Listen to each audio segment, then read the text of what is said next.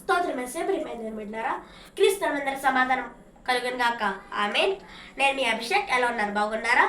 ఉదయం లెగిస్తున్నారా? ప్రార్థన చేసుకుంటున్నారా? వాక్యం ధ్యానించుకుని మీరు అడుగుతున్నాను. ఒకవేళ ఇంకా ఎవరైనా ప్రార్థన చేసుకోకపోతే ఉన్న పాటను మోకరించి ప్రార్థన చేసుకొని వాక్యం ధ్యానించుకోవాలని తెలియజేస్తున్నారు బిడ్డారా.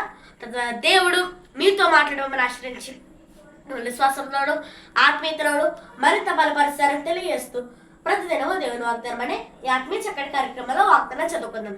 నేను చదువుతున్నాను. ఆయన నీతిమంతుడై ఉన్నట్టు నీతిని జరిగించి ప్రతి వాడును నీతిమంతుడు.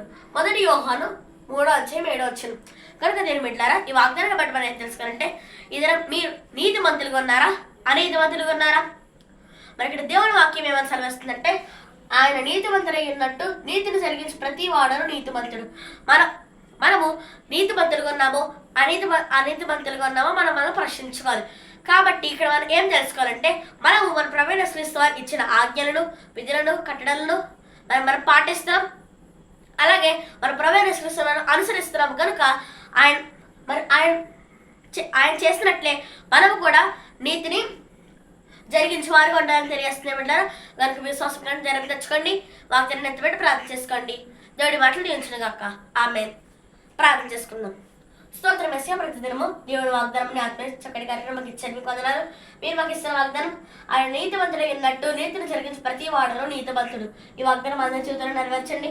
ఎవరైనా రోగులైన వారిని స్వస్థపరచండి. ఇద్దరు ఎవరైతే పుట్టినరోజు పిల్లలు జరిపించుకుంటున్నారో వారందరూ ఆశ్రయించండి. అనేక మంది పుట్టినరోజు పిల్లలు జరిపించుకోవాలో సాధించండి. ఎంతోమంది సహకారం ఉంటే వారందరూ కాచి కాపాడండి, అభివృద్ధిపరచండి. అలాగే మా భారతదేశాన్ని రక్షించండి. మరి ఎటువంటి యుద్ధాలు రాకుండా సహాయం చేయండి. మరి ఇస్రాయల్ దేశం కూడా రక్షించండి.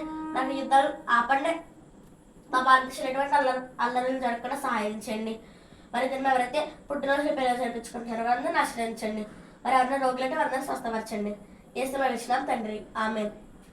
కనుక దేని బిడ్డలారా, ఈ వాగ్దానం మీరు పొందుకున్నారు కనుక లైక్ చేయండి, షేర్ చేయండి, సబ్స్క్రైబ్ చేసుకోండి, మంచి మంచి కామెంట్స్ పెట్టండి. నేను మిమ్మల్ని దించును గాక ఆమేన్.